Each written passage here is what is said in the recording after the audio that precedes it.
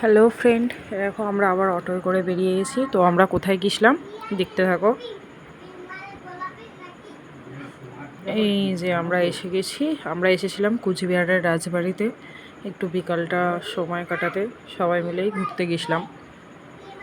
তো এইখানে এই যে লেখা আছে, এই যে এখানে দিদি ভাই আর জিজু একটু হাই করে দিচ্ছে সবাইকে।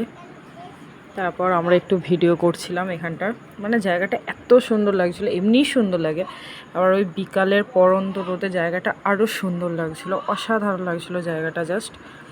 তো একটু ভালোভাবে ভিডিও করে নিয়েছিলাম জায়গাটার। তারপর তো আমরা হেঁটে হেঁটে একটু ঘুরছিলাম চারি সাইডটা।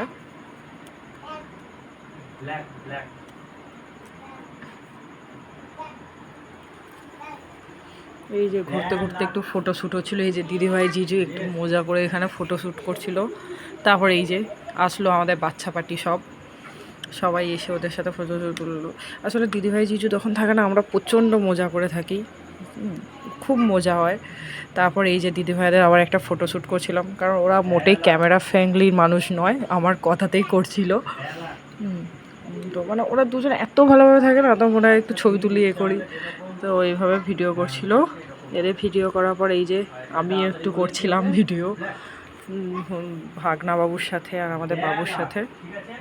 দিয়ে তারপর আস্তে আস্তে ঘুরতে ঘুরতে আস্তে আস্তে বেরোলাম, কারণ আমরা সবাই জানি 5টার সময় রাজবাড়ি বন্ধ হয়ে যায়। তো ওই যে গুটি গুটি পায়ে এবার বেরোনা। চলুন আস্তে আস্তে বেরোতে থাকি আমরাও, একটু ভালো করে জায়গাটা শেষবারের মতো ভিডিও করে নিই। মানে অসাধারণ কাটলো আজকে বিকালটা, কোনো কথা হবে না। আর তার মাঝে এই যে একটা মানে অসাধারণ, ভাষায় বোঝানো যাবে না। লাস্টবারের মতো একটু ভিডিও, যাক ভালো লাগলে ভিডিওটা লাইক কমেন্ট শেয়ার করে দেবেন। সবাই ভালো থাকবেন, সুস্থ থাকবেন।